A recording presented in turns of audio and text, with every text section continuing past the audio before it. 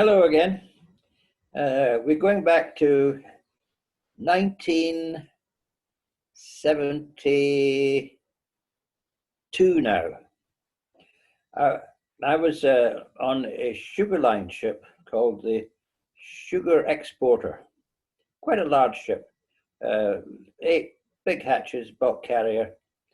And we first of all, we took a big load of steel, billets and big rolls of steel across the Atlantic, and it was a hideous, rough trip. Oh.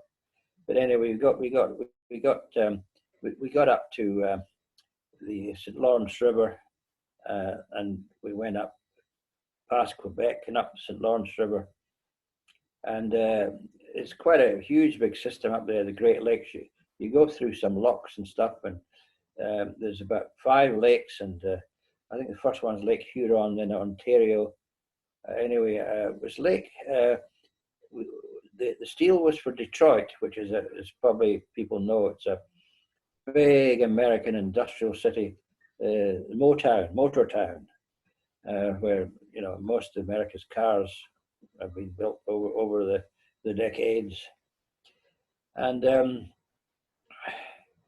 I went ashore that night.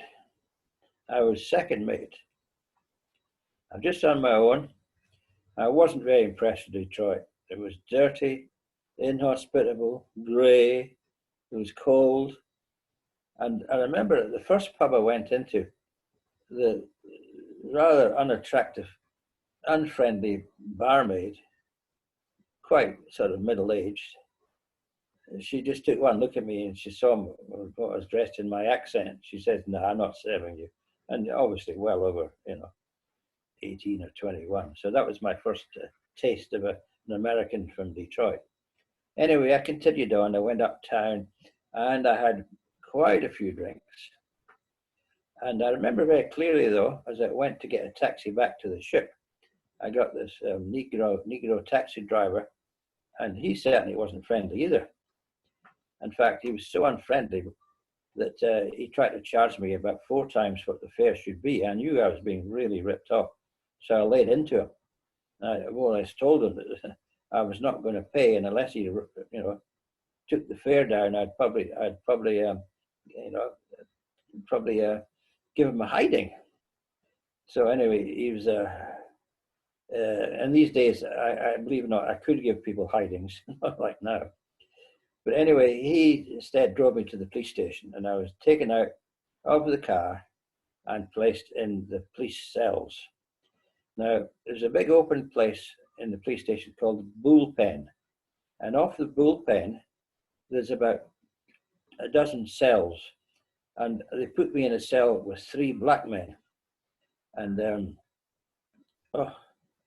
and they looked at me. I was sort of in a really nice, frilly, blue shirt and nice pressed trousers, and they didn't know obviously what to make of me, but they knew they couldn't do anything because the guards could see what was going on. That was the idea, having the bullpen. You see, they could keep an eye on you. So I slept the night, and what a horrible night it was. Anyway, the next day I was up in front of the judge, what they were going to do with me. And it was really comical. I mean, there's just, this court. The judge, he didn't have any robes on or a wig, of course.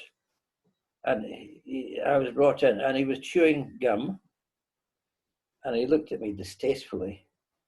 And then he was told what I was in for, what I was up for. I was feeling awful, dreadful hangover, and feeling terrible. And then he says, "Well," I told him, this taxi driver that tried to really rip me off big time. Then he says, where is this man?" And then, of course, this guy hadn't turned up. He was supposed to turn up and give evidence.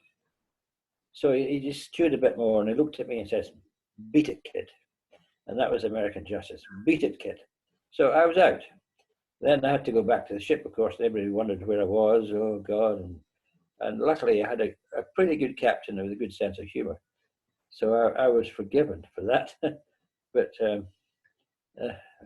my parents found out about it, and my mother was shocked. But I think my father was quite.